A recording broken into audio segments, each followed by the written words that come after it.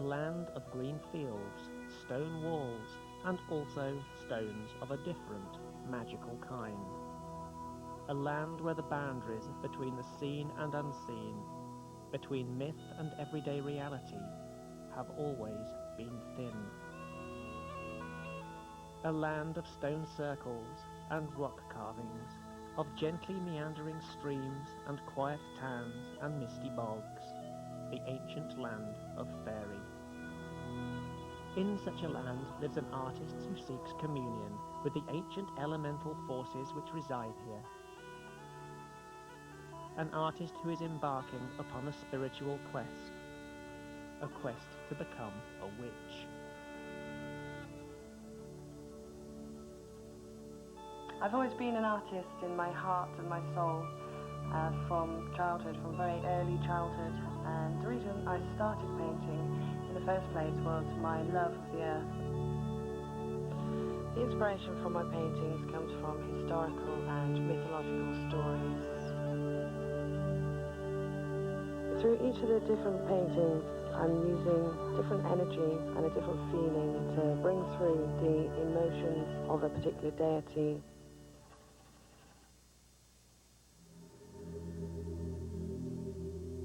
Karina considers her paintings to represent portals or windows leading to an alternate universe, a universe of gods, of goddesses, and elemental spirits.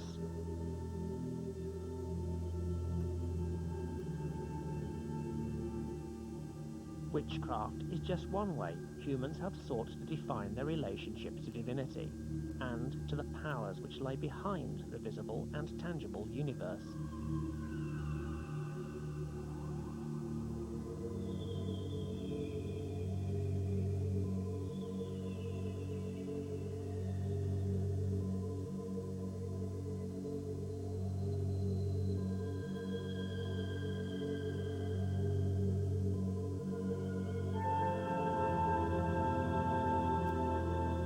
Witchcraft is a religion.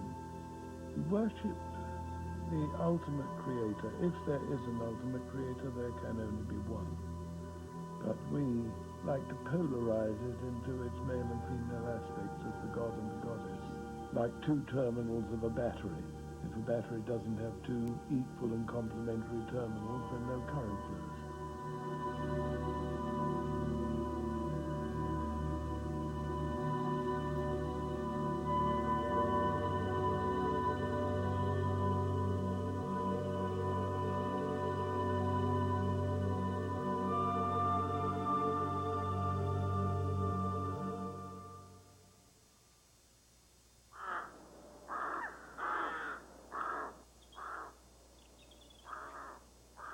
Ireland is also home to some of the world's most famous witches, Janet and Stuart Farrar, who between them have written some of the most influential books on witchcraft of recent years.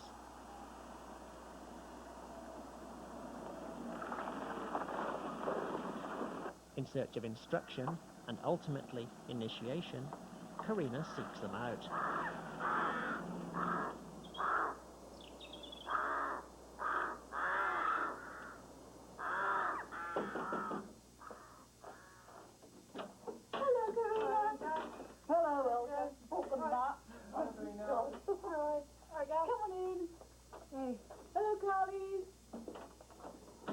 Was the one question we always get asked. How can you memorise all those rituals that you have in your book? And I just look at them and say, what do you mean memorise? I don't actually use that stuff. I write that for other people. I mean, I don't use that. And they look at me as if I'm completely nuts.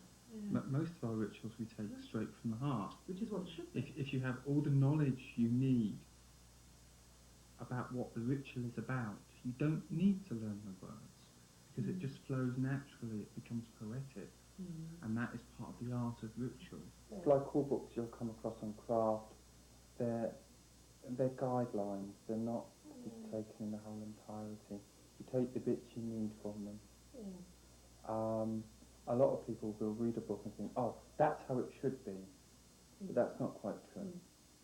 I mean, these are people's ideas, and everybody's ideas are different. And wonderful ideas as well. I say that, it's lovely to read, it's inspiring. One of the things we do leading up to dedication And dedication is a small ritual where you dedicate yourself to the path of being a witch. It's saying, I'm willing to learn. I'm changing the path of my life. And what we do is we work you through the elements, and leading up to dedication is the element of earth which governs foundation. And it's there that we put down the foundations for the building that you're going to build, for the roots of the tree. So it's really important you get that right at the beginning. And one of the things we do is we work through the elements in earth. So for reading, that's air. It's building your intellect. It's not everything we know for the other elements. I mean, there's fire, there's going to be magical exercises, there's going to be water, there's going to be feeling, which is important. You need to feel, and there's not enough of that. I know, that's your subject, your Pisces, and I know what you're like with water. So that's really important, actually feeling. And again, there's the earth itself, it's linking to the earth.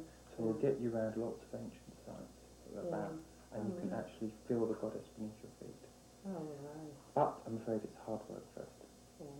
So I'm going to take you off. Challenge me. Right? I'm going to challenge you, right? Because we're going off to the library and I'm going to get you a whole pile of stuff to read. Come on.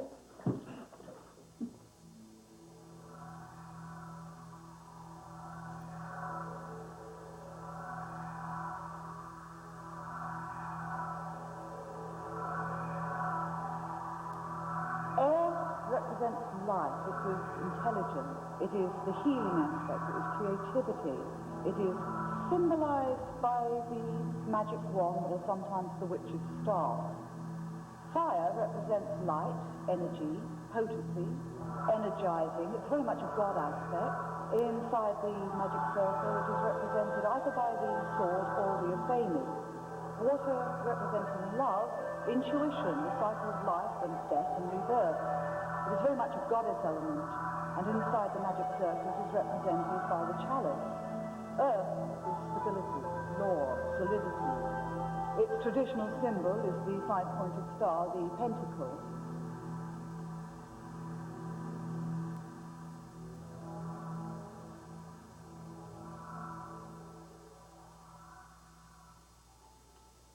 It's about time we had a look at the tools. I'm looking.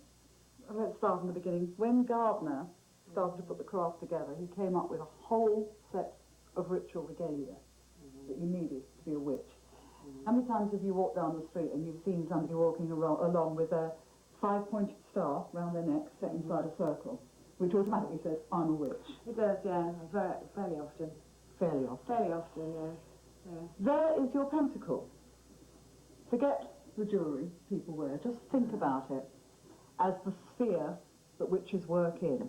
We don't have churches, temples in the ordinary sense of the word. The whole world is our temple. And because the world is circular, a sphere, our magic circle, our temple that we carry with us is also a sphere.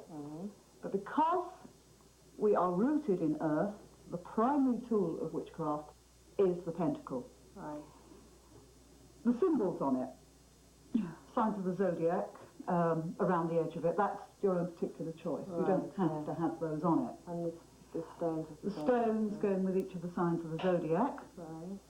You have the degrees of witchcraft, set with the triangles and the two five-pointed stars, which represent your first, your second and your third degree. The goddess figure, the god figure, represented by a little horned bull there. And two crescent moons for the goddess. We've talked a lot about the Earth Mother, but the other concept is that the goddess is a triple form. Not only is she maid, mother and crone, but like the moon, she is the maiden moon, the waxing moon, the full moon, which is the right mother, and the waning moon, which is the old hag of wisdom, in Ireland, the Callia.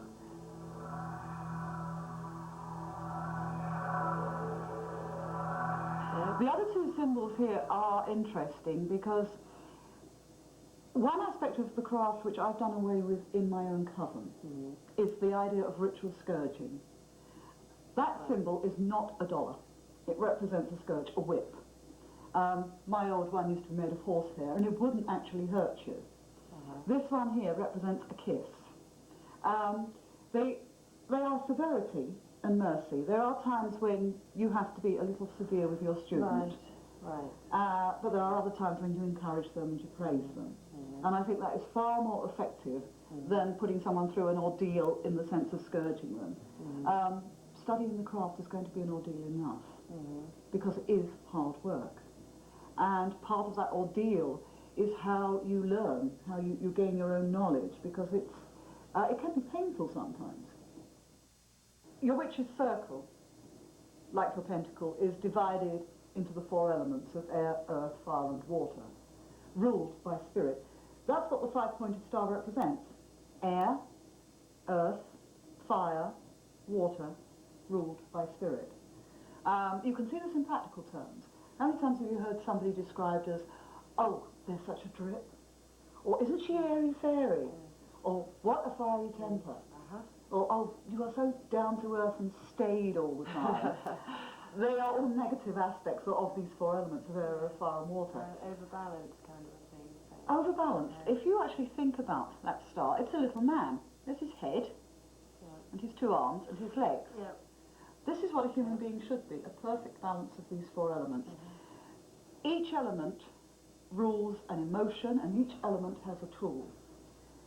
In yourself as a human being, you should have the drive and inspiration of air, the get up and go energy of fire. You should keep your feet firmly on the ground and be down to earth. And if you have no emotions, you have no water in you. Water rules the element of love and compassion. All the things that should make you a perfect human being, ruled by your own divine spirit.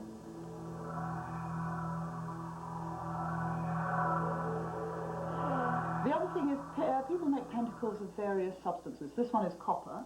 I have seen them silver, I have seen them gold, I've seen them carved in black obsidian, beautifully carved in wood.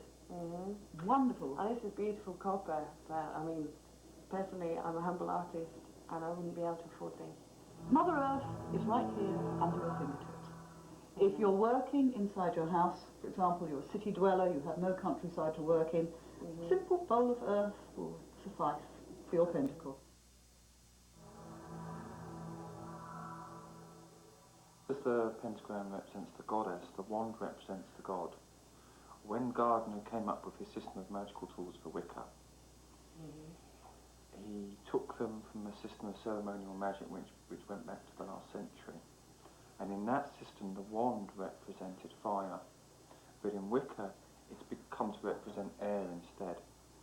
If you wanted to personify the wand as an archetype, it's the Merlin figure. It's the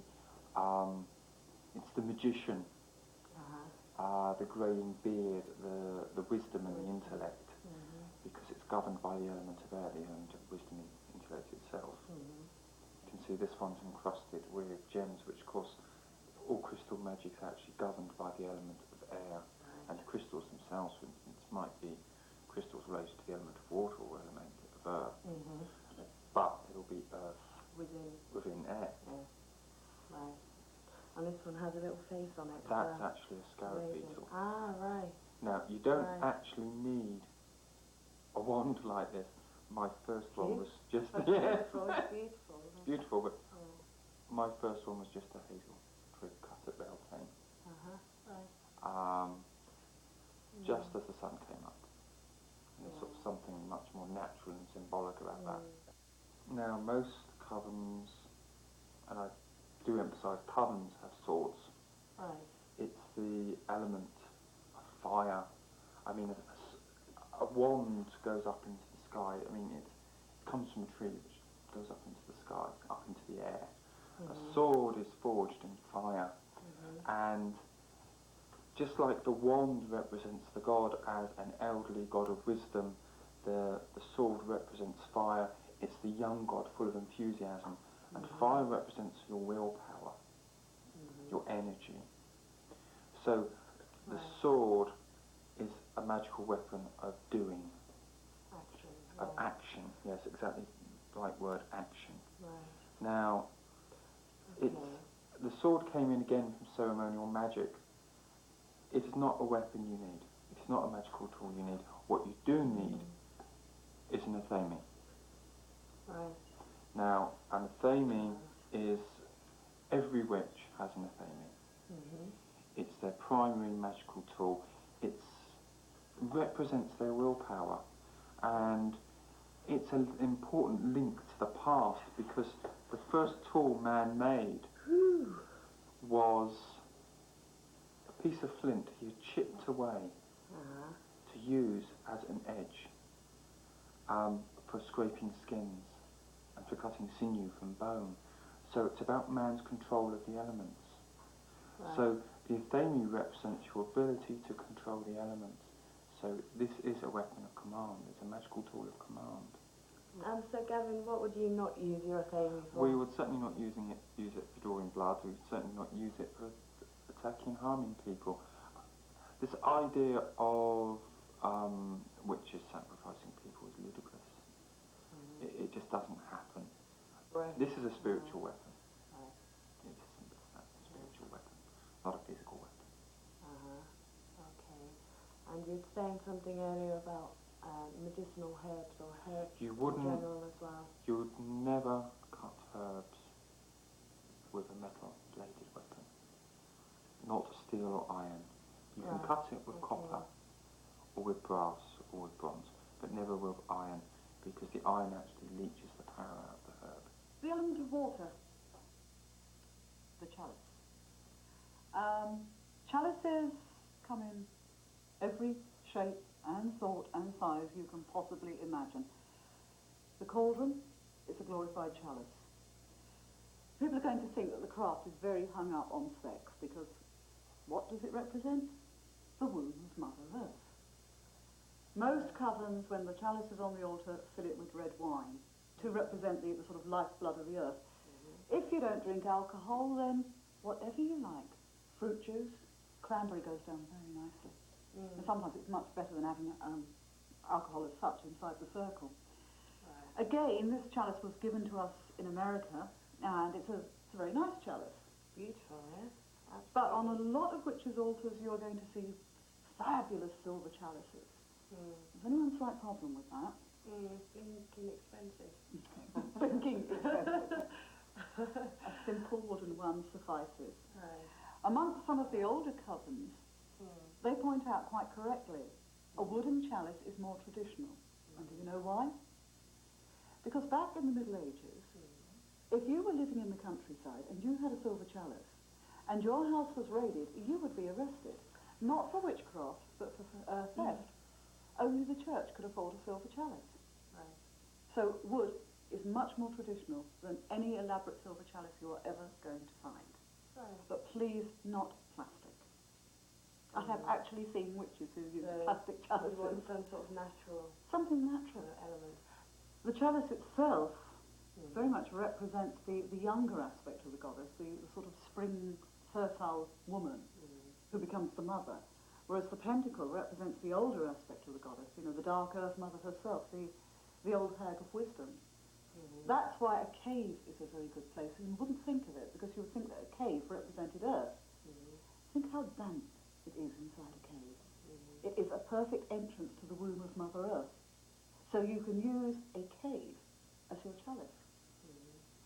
Right. It's a very feminine-orientated religion, but there's a lot of misconception that it's totally goddess-orientated. As Doreen Valiente once said to me, if old Horny wasn't in the craft, meaning the horned god, I would not want to know. No, nor would I. You cannot have it without the balance of the masculine and the feminine. They go hand in hand. There's masculine and feminine in every human being. You have your buried masculine other half. The animal. That's right. I have my buried masculine other half. Gavin has his buried feminine other half. The god and the goddess, the lord and the lady, are complementary. One does not stand above the other. The reason the goddess takes precedent and why a coven setup is ruled by a woman is because if you look back over the last 2,000 years, many of the world's religions are very patriarchal, male-dominated.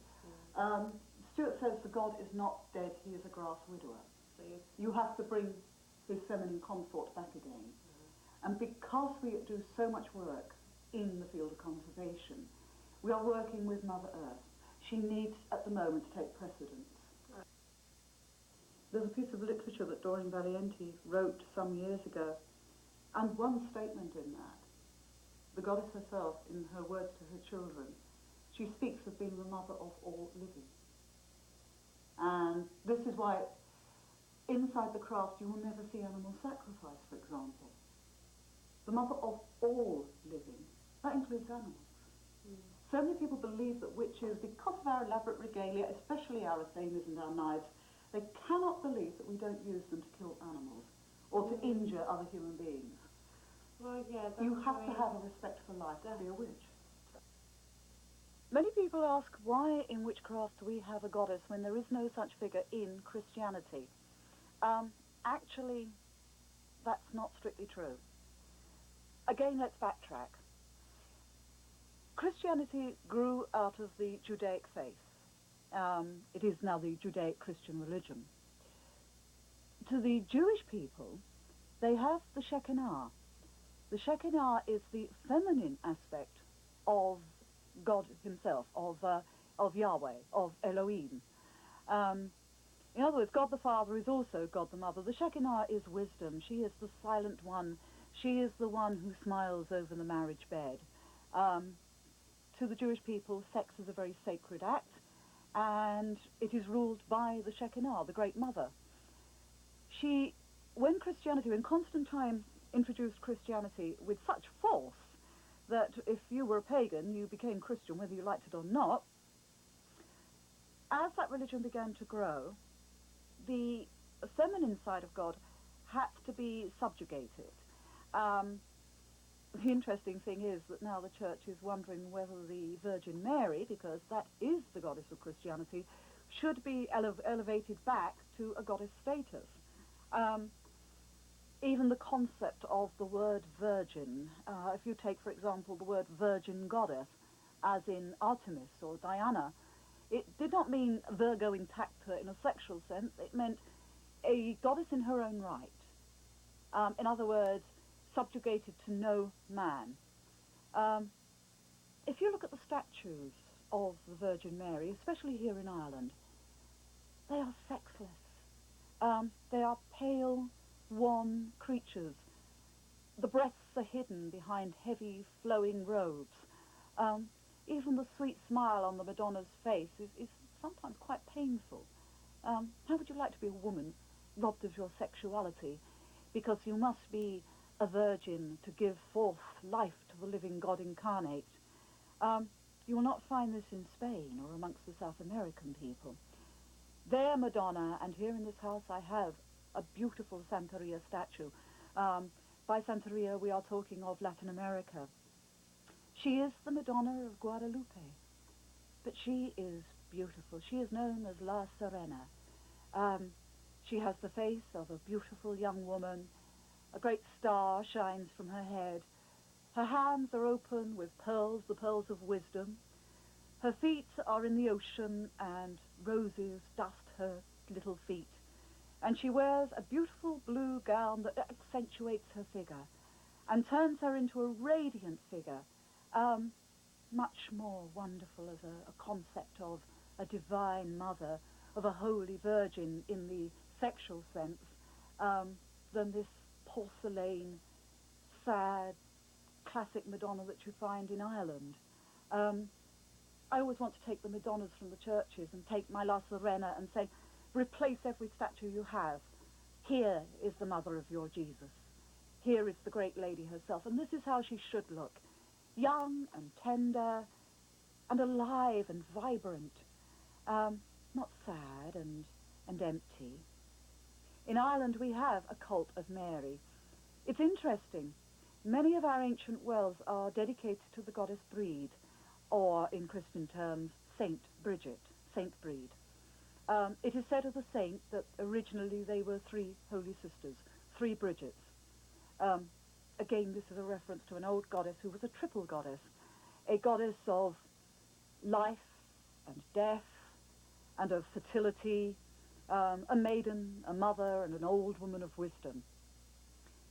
Bridget is often referred to as the Madonna of Ireland. But also, alongside Bridget is the Virgin Mary herself.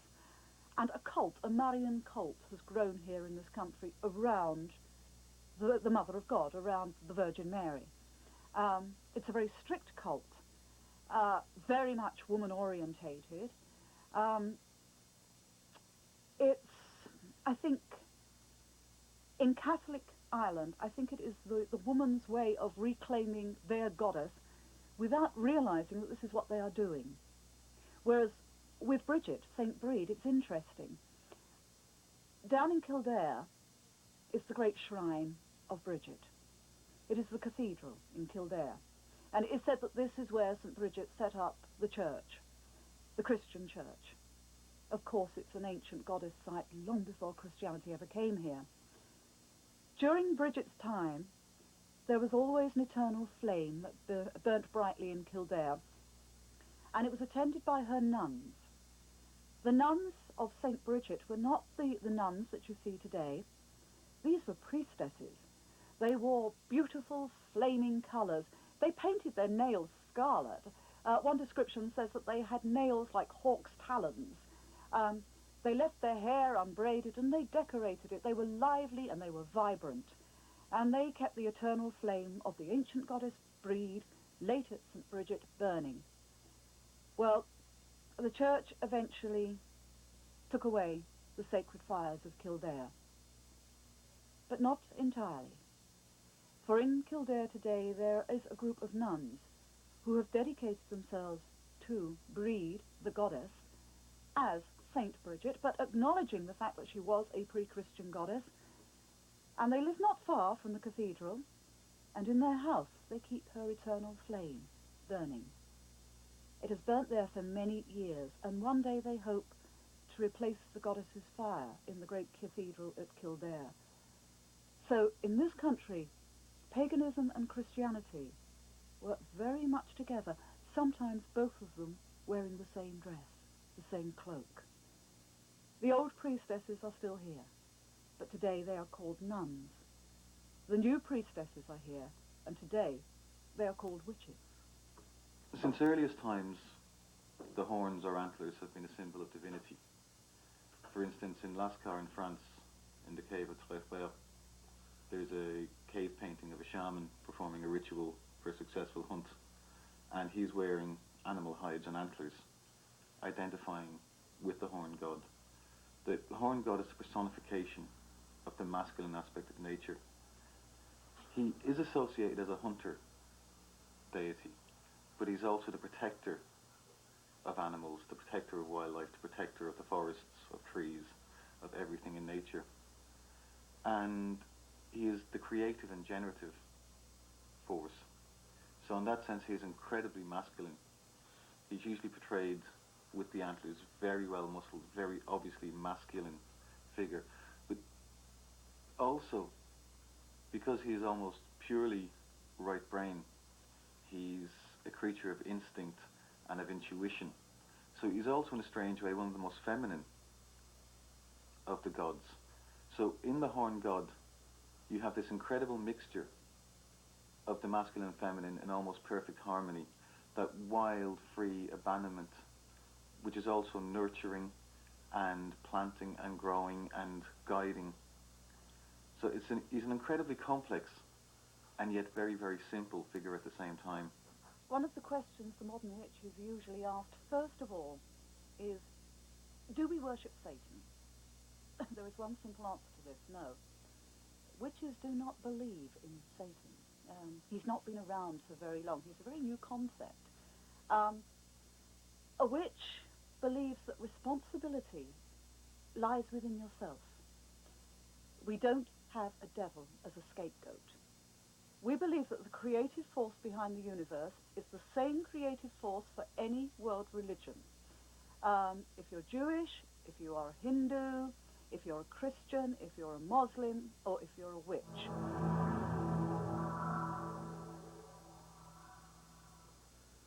Witches do not believe in heaven and hell because most witches, you find, believe in reincarnation, that we come back to a new life on this earth, and therefore heaven and hell don't exist as such. we go on living life after life on this earth, and when we reach the stage where we surpass that, heaven knows what happens then.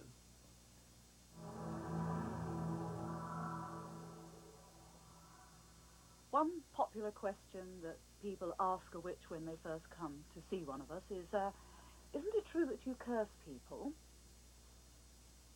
Misconception. The other question that goes with it is, don't you have sex orgies? Misconception.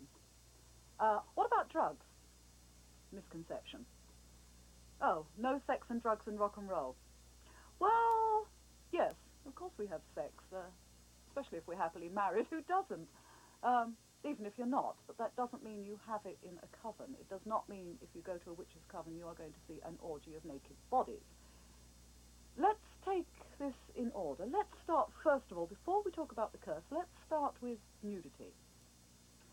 When Gerald Gardner discovered his New Forest coven, they were naturists. It was very popular back in the 30s and the 40s to take your clothes off and run wildly around the woods.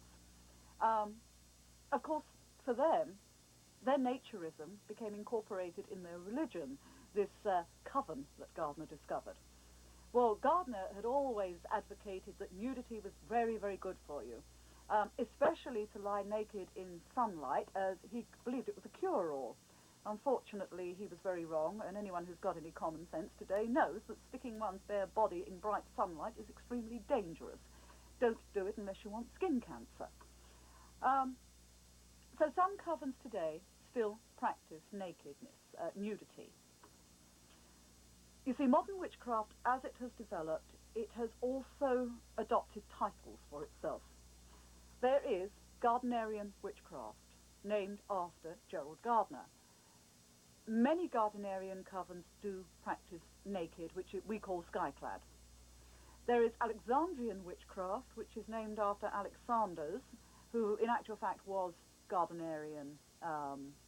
Basically, he was initiated by a Gardnerian witch, but the movement around him became known as Alexandrian witchcraft. Many of the Alexandrian witch covens also work naked. That does not mean that there are not Gardnerian and Alexandrian covens who work robed as well. Many of them do. There is traditional witchcraft, Welsh witchcraft, Scottish witchcraft, Irish witchcraft, although strictly speaking it's new to Ireland. Witchcraft as such was not really introduced into Ireland until the Normans came here.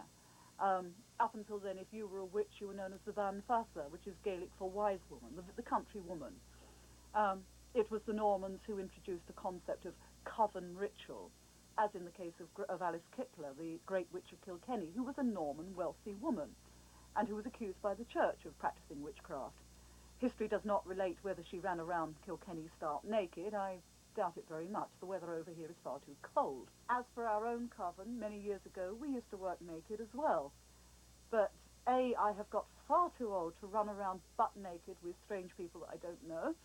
And secondly, it doesn't really suit the Irish temperament. And I think men and women on the whole tend to look far more attractive when they're wearing something than when they're all bumping into each other naked in some tight little ritual circle somewhere. So, although sex is part of our rituals, it is not sex in the sense of nude orgies, nude romps, nude rock and roll. Sex is very ritualistic.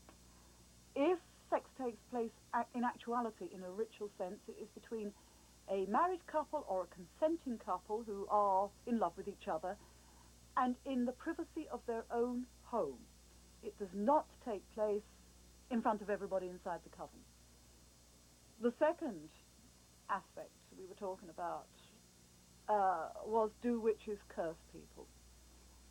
The answer to that is no, and again for a very practical reason. We believe that because you are a servant of humanity, part of the job that you are here to do is to work for the benefit of mankind, because we are part of a global village. We are all brothers and sisters under the skin. There is a witch feeling, or how one described it, I couldn't exactly say that it was a law of witchcraft. It is known as the law of threefold return. Basically, it says that whatever you do for good or for evil, will return to you threefold. So therefore, if you were to curse somebody, it will return to you. It will come back on you. This is not a primitive fear or superstition. It actually works. We don't need to curse people. You bring down on your own head what you do, for good or for evil.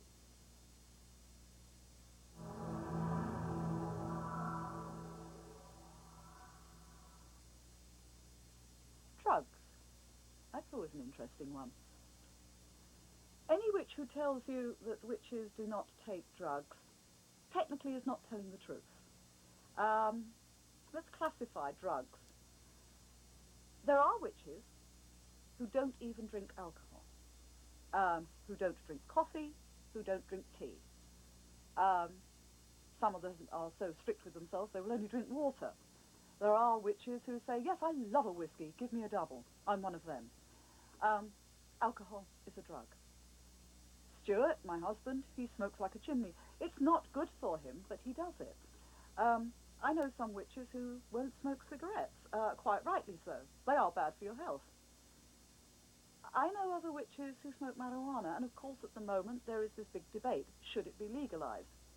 I think for medical purposes, certainly it should be legalized.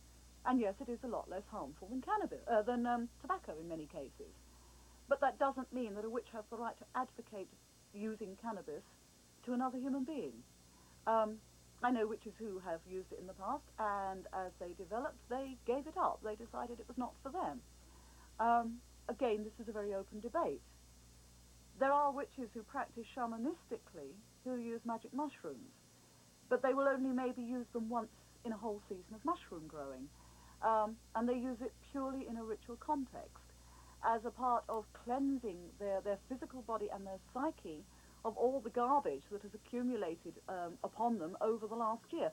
Because everybody, in every year of your life, accumulates a certain degree of psychological garbage that needs letting free. A healthy person is somebody who can let this go in one form or another. Many witches prefer to do it by using meditation. They find that they can have exactly the same effect as the person who takes magic mushrooms. Other witches will use the Native American sweat lodge to achieve the same process. In other words, drugs are not advocated in the craft, and many witches are very anti-drugs. But it would be wrong to say that this applies to every witch, because the same law applies to every other aspect of society. I don't think there is one single aspect of society where somebody doesn't take something. Whether you're a doctor, there are many doctors who take drugs. There are many doctors who don't take drugs. There are many priests inside the church who are alcoholics. There are many priests inside the church who refrain from alcohol. And we're talking of the Christian church here. So it is infinite. The answer to that question is certainly not in my coven, dear. Wicca, as it is known today, is basically a modelled religion. Witchcraft, Wicca, some people prefer to call it witchcraft because they think the word Wicca is too, well, twee. They want to reclaim the concept of being a witch. And they try very much to pretend that it's an ancient religion that goes back thousands of years. Certainly, its philosophy is ancient, but in its present form, it's very much a modern concept. Let's start from the beginning. Let's take witchcraft today as we know it. Back in 1950 in Britain, the witchcraft law was repealed. Basically, the police asked for it to be repealed and replaced it with the Fraudulent Mediums Act because it was completely unworkable. To try to prosecute somebody as a witch was nonsensical. It was just farcical. And about this time, a man called Gerald Gardner, who claimed to have a doctorate, which was, to be honest, a little phony, discovered when he was round the New Forest area of Britain, down in Hampshire, a group of people who ran a theatre, a Rosicrucian theatre. And he became very convinced that these were witches practicing an ancient religion. They certainly had some kind of religious ritual, which I suppose one might call witchcraft. They had a little clique together, which Gardner knew of as the Coven. And this was known as the famous New Forest Coven. There's no doubt that the rituals that they practiced were very Spartan. These people were very wealthy people. They weren't your peasant farmers.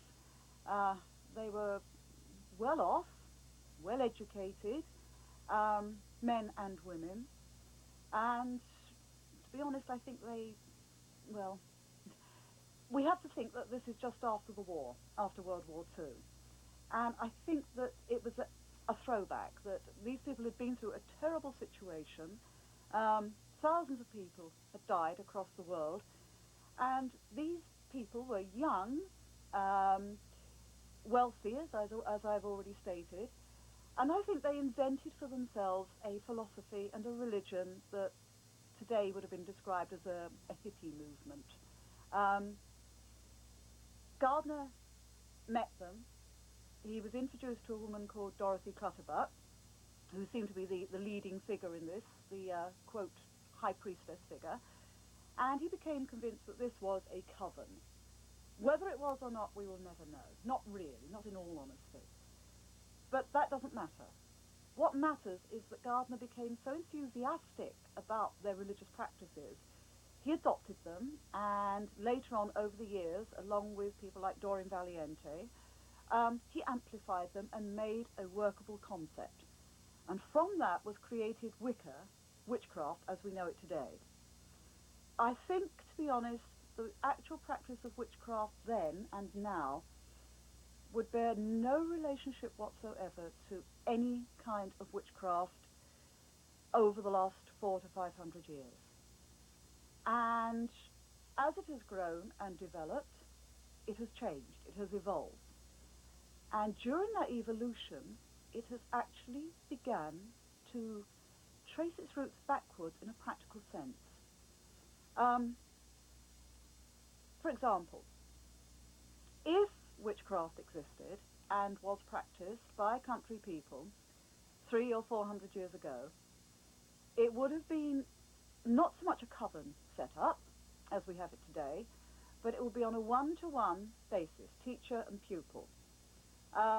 Modern witchcraft tends to say that it should be taught man to woman and woman to man. I believe this is rubbish. I think that witchcraft would have been taught woman to woman, generation after generation, and the same man to man. It would have been a philosophy that was a practical one. It would have taught the pupil how to work in tune with the countryside, to become a better farmer, for example. It would teach a young man how to work with the land, how to understand seasonal festivals, how to plant, how to reap. It would have taught young women how to deal in early medicine, for example, herbalism. It would have taught them a great respect for Mother Earth. And yes, it would have been very secretive. It would have been a family affair.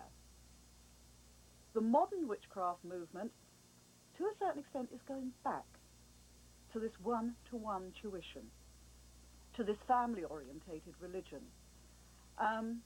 I think in doing so, it is also opening up other aspects that would have been used by our ancestors. The witch of the Middle Ages would have had a great interest in mental states, of changing his or her mental state. He would not have viewed it as anything other than a spiritual or magical experience. He would have been very shamanistic. And modern witchcraft, as is evolving, is becoming less ritualistic, which it was in Gardner's day, and more shamanistically orientated. And this is why I think it is attracting such a worldwide following. In the 60s, we went through the drug culture. The drug culture in the sense that people wanted to expand their consciousness, expand their minds. So they played with acid, they played with LSD, smoked a lot of marijuana, and consciously changed inside themselves. They shifted their conscious attitudes. And they developed it was, in a sense, it was an evolutionary jump for young people back in the 60s. Although a lot of rubbish is talked about the love generation, yes, we were the love generation then. Well, today, the modern love generation, the children of the 90s and going into the year 2000, they are experimenting with changing their consciousness. But a lot of them, those who are using the occult, witchcraft, magic in any form, are using a shamanistic approach. They are learning how to tap into their deep subconscious mind and use ritual with it and meditation to advance themselves spiritually and to become more aware and in tune with the universe that we live in. I first came across witchcraft when I was sent to interview the Sanders by a journal I was working for. And the more I learned, I attended their meetings and so on, and listened to Alex's lectures. The more I learned of it, the more I realized it was for me. Alex was very difficult in that he didn't permit questions after his talks. So, which is a pity, because I think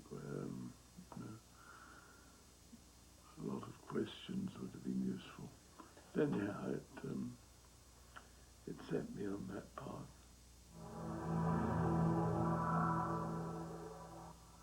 I remember somebody asking Maxine once, was he a charlatan or a magician? And she answered both, which I think probably sums him up. He could be a naughty old rogue sometimes, but he had genuine power and genuine understanding. Even if he expressed it in a rather untidily,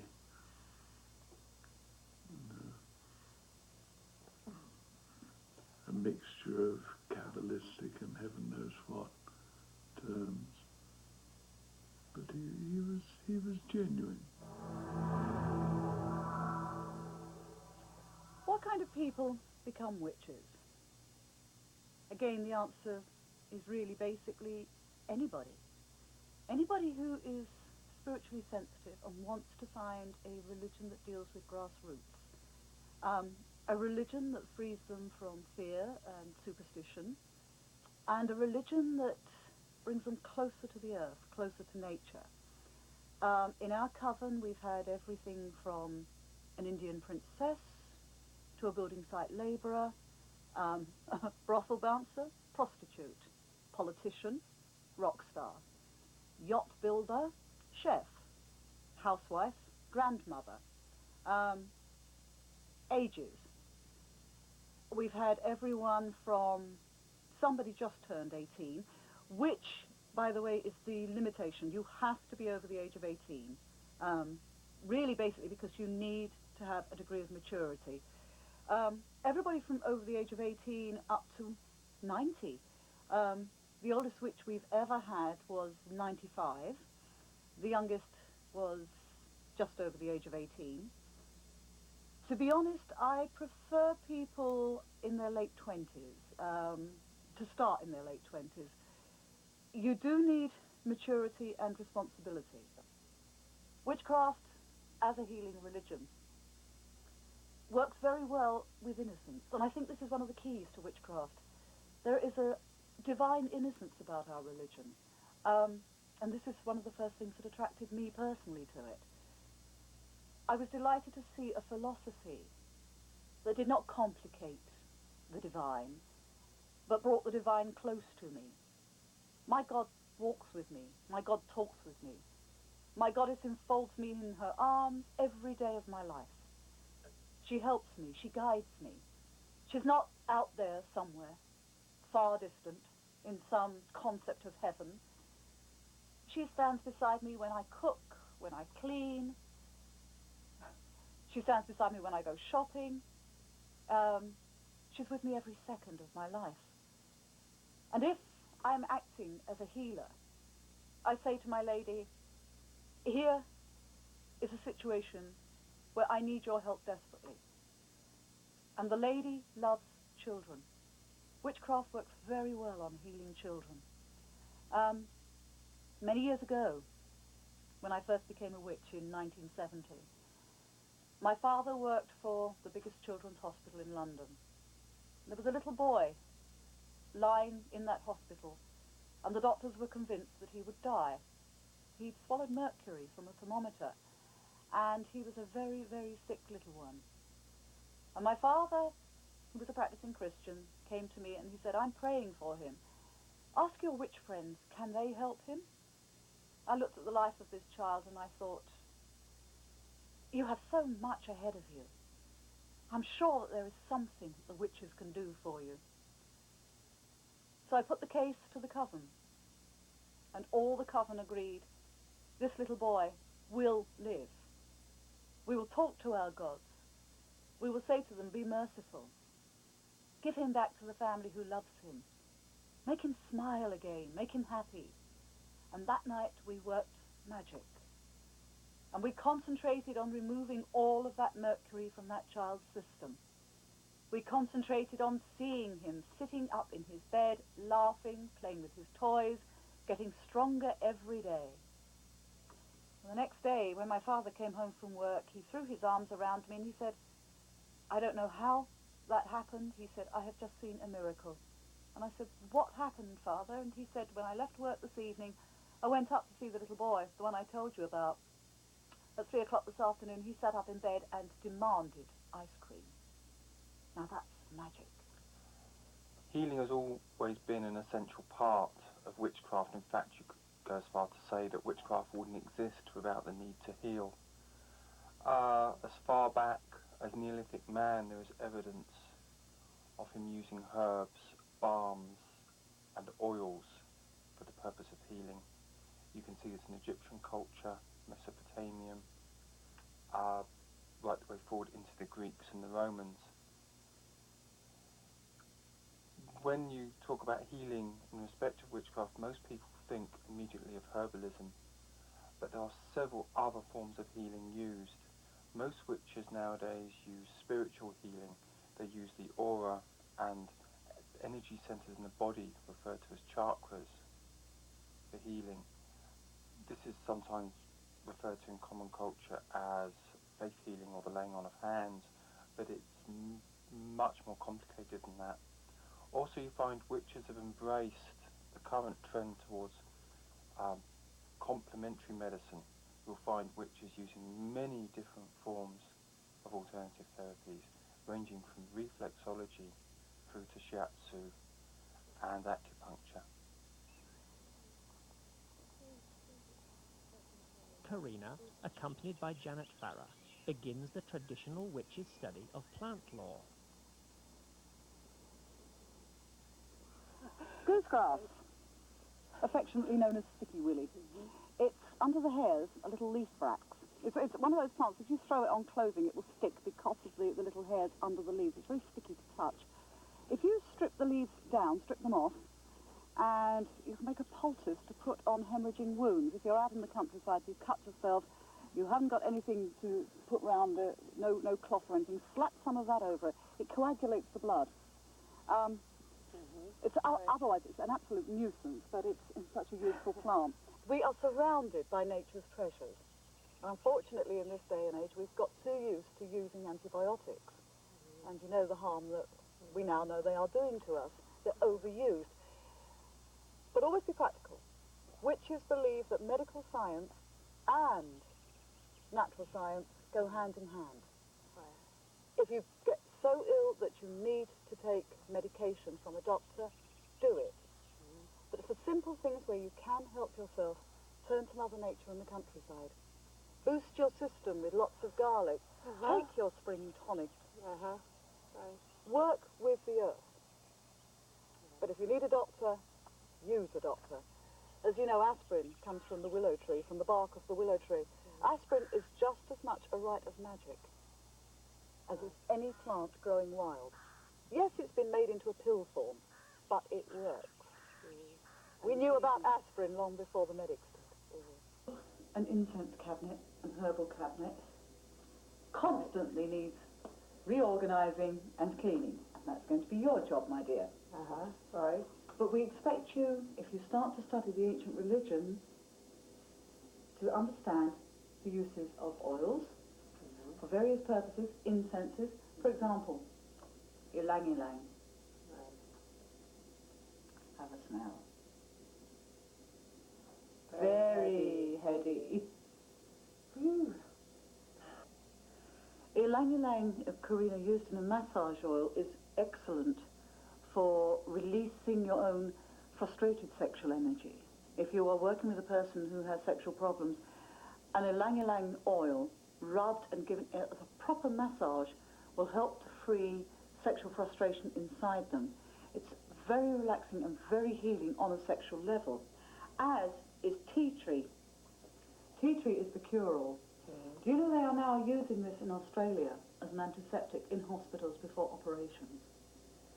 It kills off bacteria so wonderfully.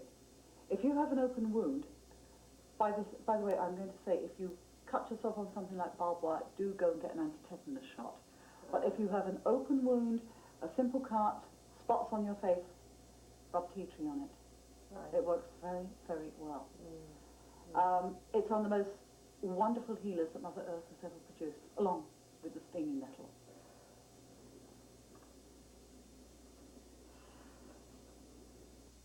Smell the olivinem.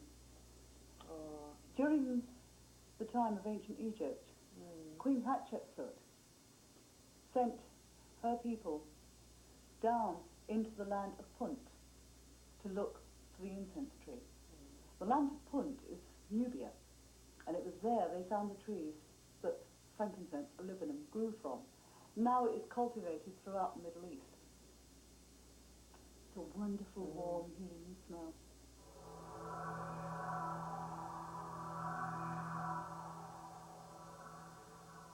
What I'm going to do is what some people refer to as spiritual healing.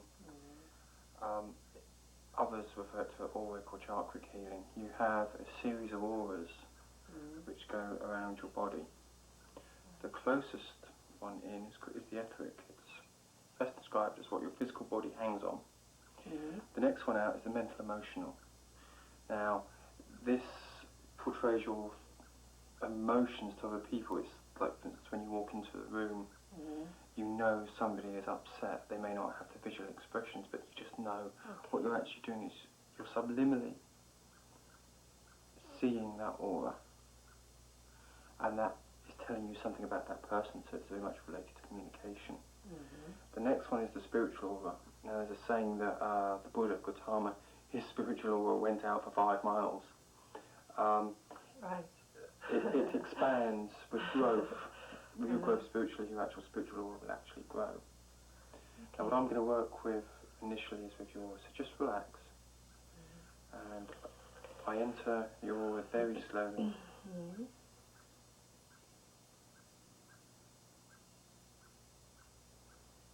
The first thing I do is go in and work with your etheric. Just bring them down. The lessons in healing techniques take many months and cover many different systems. Karina is expected to attain a thorough understanding of the theory and practice of alternative medicine. Gavin, who is a specialist in healing and who has a professional background in orthodox medicine, is her instructor throughout this period. Witches use whatever works. I mean, I've just done direct spiritual and psychic healing on you, but we may adopt things from the New Age. We might actually use crystals, probably not to the same extent as a crystal practitioner. Somebody who's trained in use of crystals might, but you would certainly see witches using obsidian to actually drain off negative energy, and using quartz. As witches, we don't see magic as something being separated from our everyday lives. We don't actually see it as being something supernatural. To us, it entwines and nourishes and enhances our lives. It manifests through several different levels. It manifests physically, psychologically and spiritually what's sometimes referred to as the astral plane. And it manifests anywhere. If you live in the town, it doesn't matter whether you're a witch living in the town or living in the countryside, magic is around you. But we tend to find that magic is more enhanced, more powerful, actually in natural surroundings. As witches, we use rituals to work with these levels. A witch will always work ritual magic to actually achieve a positive outcome. Witches do not work for negative outcomes at all.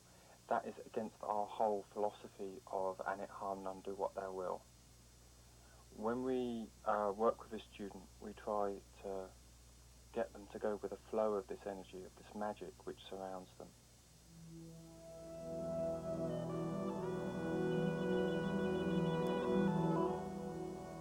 Karina's introduction to elemental forces begins with the element of earth.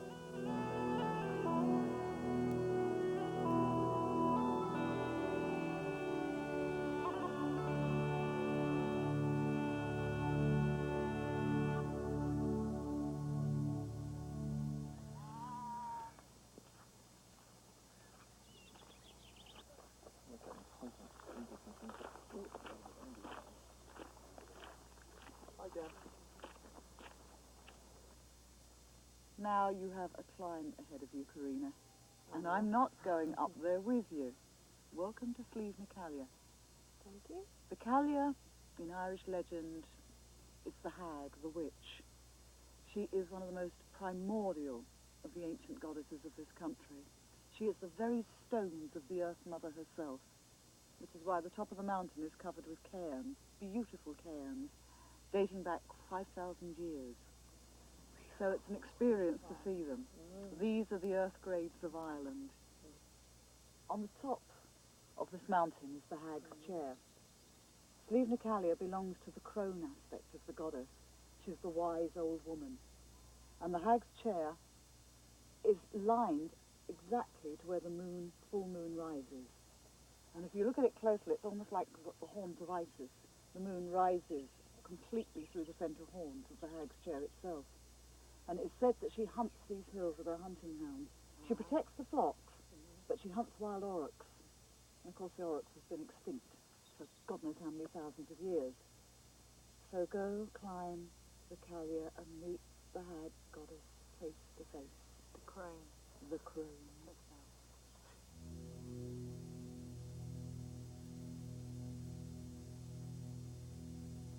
At the top of the hill, other members of Janet's circle await to explain the significance of working magic at ancient sites.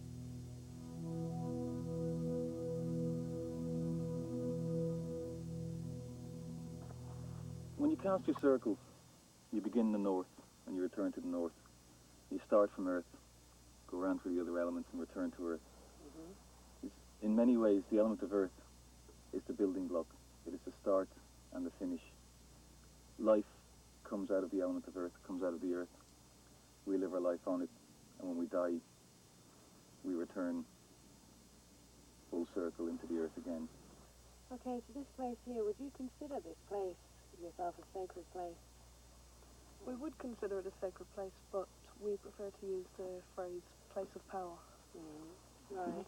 If you say that one place is sacred, then by extension, you're saying other places aren't. And all land, all earth is sacred. So to divide it up into places that require sanctification and places that don't, it divorces us even further from the land. 70% of the Irish landscape is artificial. Mounds have been raised, notches cut in mountaintops, artificial lakes built thousands and thousands of years ago. The whole land of Ireland was sculpted into one huge temple over thousands and thousands of years. The whole land. And Nikki's going to do some dowsing with you. Teach you how to do some, how to find and read the earth energies. So I'm just going to nip off and get the rods, and we could keep chatting to you here. Okay. Let me see. Earth healing. The thing I would say about earth healing too is healing at the beginning is to heal the rift between yourself and the earth. And in doing so, it's knowing where to start. And the first place to start is not by going up onto some place of power and standing there and doing a full-on ritual and doing a healing of the earth that way. Where to start is in your own environment, at home. It comes down to picking up papers off the street, making sure that your environment at home is friendly in every possible way. So you'd be slowly kind of changing your awareness, your consciousness Yeah. to meld. And every now and again, if you do have a place of power near you, to go and check it out, take a visit and see that it's okay, see that it's clean. If you know, if there are things wrong with it, start fixing from that end of beginning things. to look after the earth as you see it. From that end. Okay, so by doing this, by looking after the earth to a local extent, we're actually looking after ourselves and learning to begin to heal ourselves As well. yeah. Most definitely. Yeah. Okay, and as this awareness grows, then we're able to tap into energy. It makes you more aware of your surroundings, more connected with the earth that you work with yourself. In cleansing the earth physically by picking up papers, you're cleansing yourself physically as well, in order to combine the two and to be able to work with the energies of the earth around you in your surroundings. So, Right. Okay, some people hold the rods far, far too loosely. So they do, and then there's no support. They swing around every way. You must take a pretty tight grip of them, but still allowing that to maneuver itself. So that.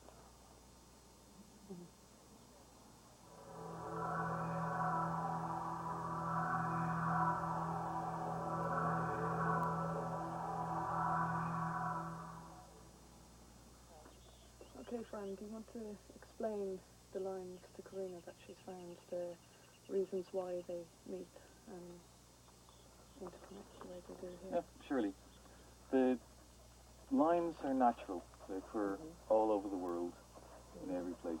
The sites are built along the lines. The sites don't cause the lines. What the lines of earth energy are, in a way, they're the nervous system of the Earth Mother, of Gaia. More than the nervous system in the physical sense, because they relate directly to the acupuncture meridians. Right. So is it ethereal, or does it actually go into the earth? It's into the earth. Right. And it comes out into the ethereal. Yeah, it comes out into the ethereal. These tombs are 5,000 years old and bear rock carvings which are as clear today as when they were first cut by our ancestors. These carvings symbolize swirling energies and the cycles of the sun and moon, the changing of the seasons.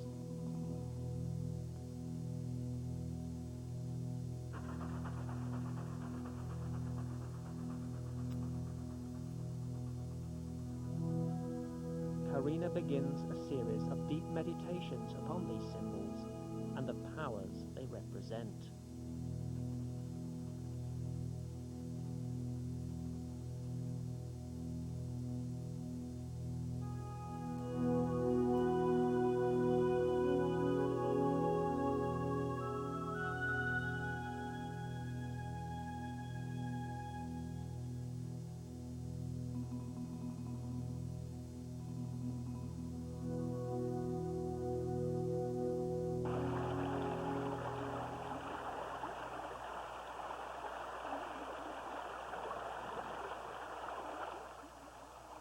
After earth, water, and more meditation and instruction.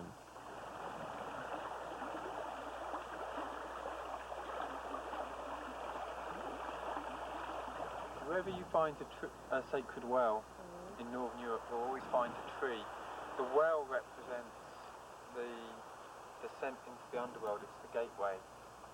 Right. You find it in Norse myth, in Saxon myth, and in Celtic, where you descend the waters, the unconscious mind, down into the underworld, you will always find a tree next to a well. Right the way through Ireland, in Britain, the tree is the reverse of the well. The tree goes up into the heavens, and its roots go down into the ground. And where the roots finish, the wells begin. Right, yeah. Okay, and so these little gifts, these little offerings, where are they? They're libations. You find libations all over Ireland. People leave things tied onto trees. I mean, they're offerings. They're pleas to God in Catholic sense, but it's far older. It's pagan in origin. It's very pagan magic. I mean, there's a young child with a foot problem somewhere. Yeah. So they found these offerings when they have dug up some of the old Roman ruins. So it probably originally came out of Rome, but it's a very pagan practice. Do you remember your legends of King Arthur? Vaguely. Do you remember his half-sister, his witch sister, Morgan Le Fay? I do. Morgan Le Fay looked into her magic mirror and gazed down upon Camelot. That is Morgan Le Fay's magic mirror. The mirror is in Glastonbury, the Holy Well. Here at St Kieran's Well, this well fulfills the same purpose. Wells used to have priestesses who were their guardians. And part of the reason for that is they are an excellent method for teaching you to scry.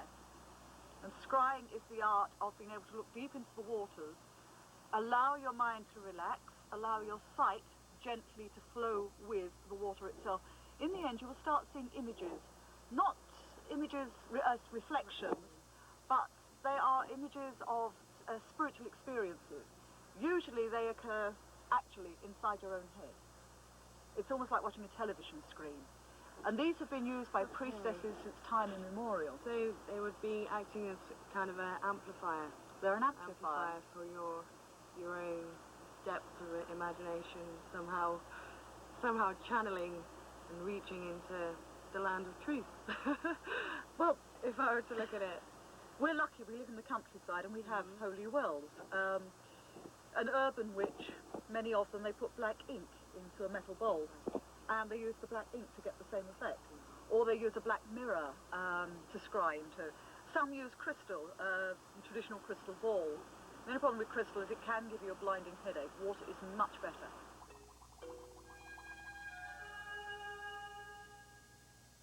The element of air, of thought, of inspiration, and another cycle of meditation.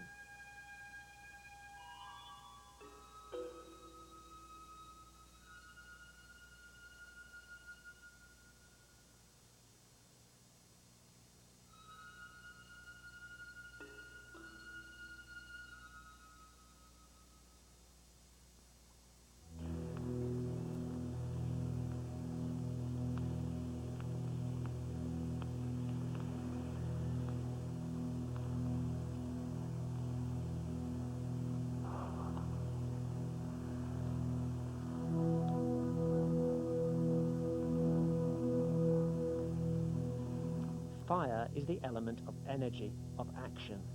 Karina is encouraged not only to meditate upon this element, but to master it, to balance its destructive and creative potentials within herself.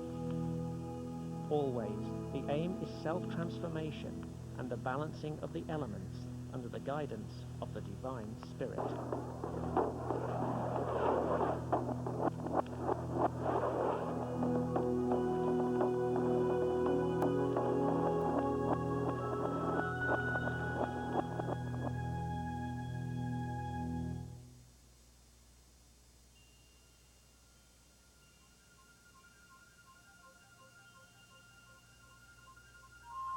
Initiation is a ritual of transformation which marks the passage from one stage of development to the next. Karina has experienced each of the elements during her training in the element of earth. This gives her stability on her personal path of communion with the goddess, and is symbolized in this ritual by the tree and by its roots which descend into the earth. Now she must experience all the elements in water, the element of love and trust. In air and water, she must trust her personal wisdom and intellect. She is asked to listen to the voices that guide her from within, but she must also learn to trust the voices of others.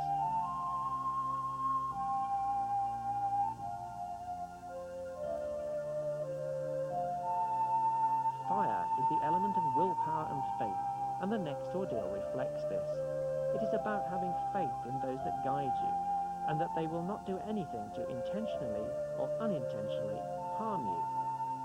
Karina must have the personal willpower to overcome her own fears.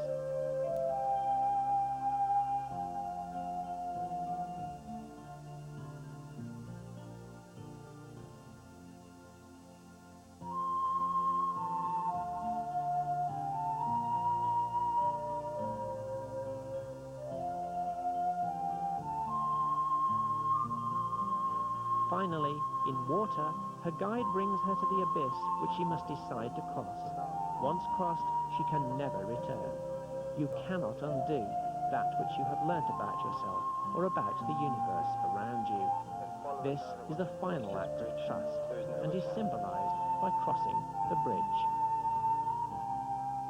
It is here, at the gateway to the underworld, symbolized by the well, that she meets her true self, her inner voice, which in the woman is symbolized as the crone, the goddess of wisdom. I am your older self, Karina. I am age and I am wisdom. You have passed the tests of the elements of life, and now you stand before me in pure spirit. I am as old as the mountains, and so are you. Life after life we come from Mother Earth, to live and dwell with her, her holy children. Now you join the craft of the wise, the brotherhood and sisterhood of the servants of Mother Earth. Are you willing to serve humanity? I am. Are you willing to nurture all that lives and breathes? I am. Are you willing to hold in your arms the creatures of the earth? I am. Then let the tears flow upon your face, the gift back to her who gave you life, and in her honor, drink of her bounty.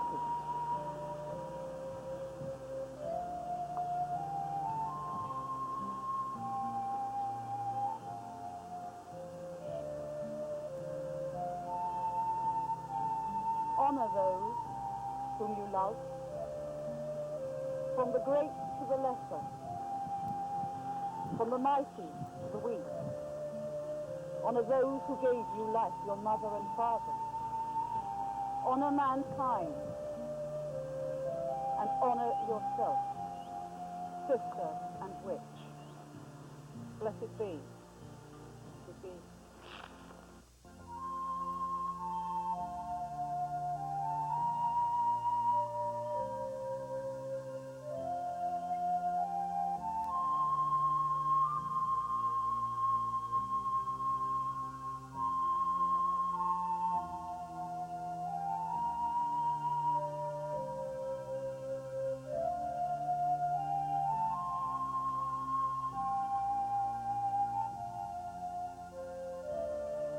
As the Athame is the male, so the cup is the female.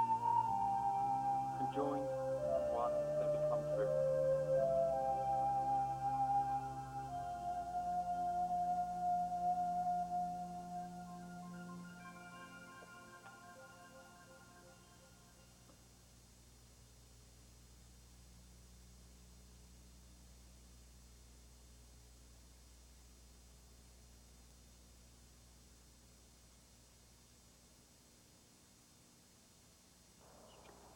When Gerald Gardner first put together his Book of Shadows, the information in it was very limited. He later created a later form of the Book of Shadows with Doreen Valiente, who wrote some of the most beautiful pieces of literature in the history of the craft.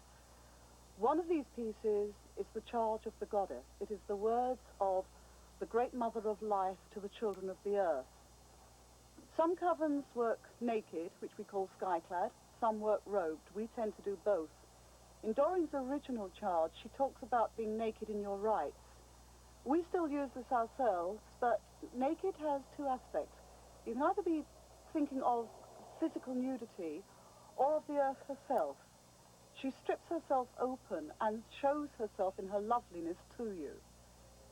So, in a sense, when you hear the words of Doreen Valiente's charge, remember that they have many, many meanings, but all of them refer essentially to the Great Mother herself, who in many cultures has had many names: Diana, Artemis, Astarte, Athene, Melusine, Aphrodite, Ceridwen.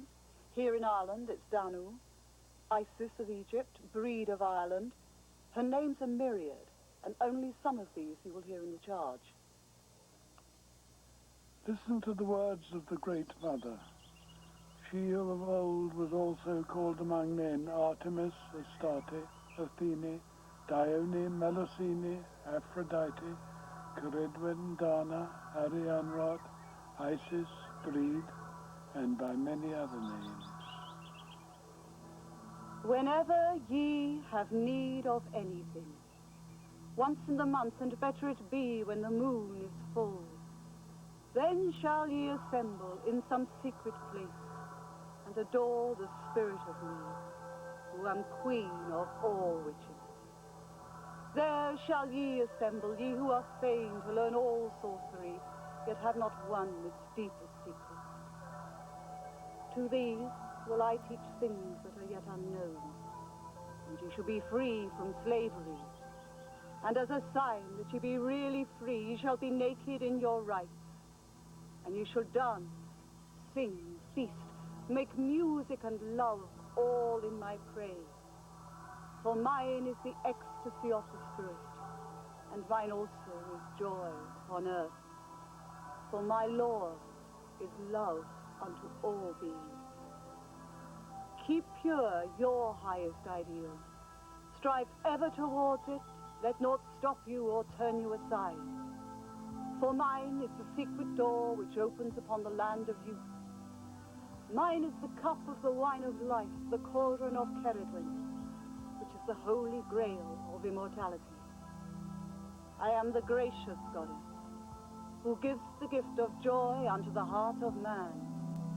Upon earth, I give the knowledge of the Spirit eternal, and beyond death I give peace, and freedom, and reunion with those who have gone before. Nor do I demand sacrifice, for behold, I am the mother of all living, and my love is poured out upon the earth. Hear ye the words of the star goddess, she in the dust of whose feet are the hosts of heaven, and whose body encircles the universe. I who am the beauty of the green earth and the white moon amongst the stars, and the mystery of the waters, and the desire of the heart of man, call unto thy soul, arise and come unto me, for I am the soul of nature who gives life to the universe. From me all things proceed, and unto me all things must return. And before my face, beloved of gods and of men, let thine innermost divine self be enfolded in the rapture of the infinite. Let my worship be within the heart that rejoiceth, for behold, all acts of love and pleasure are my rituals.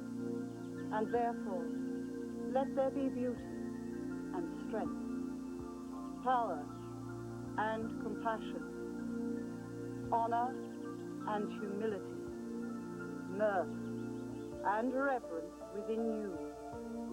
And thou, who thinkest to seek for me, know thy seeking and yearning shall avail thee not unless thou knowest the mystery, that if that which thou seekest thou findest not within thee, then thou wilt never find it without thee. For behold, I have been with thee from the beginning, and I am that which is attained, at the end of desire.